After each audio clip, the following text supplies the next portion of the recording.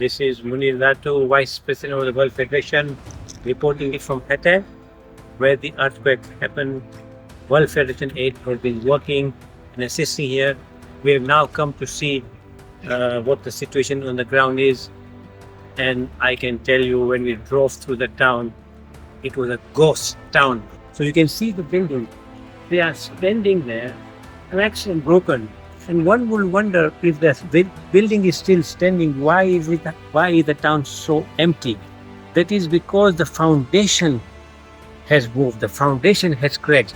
So while you might see that it's standing, they are not safe. People housed in tents, and what we are hoping that at least we can do something, give them either a temporary prefab type of house which can last for 5 to 10 years, or if the cost of permanent housing is not too much, even if we can give to 3 to 5, it's something that we have done for those who are not fortunate.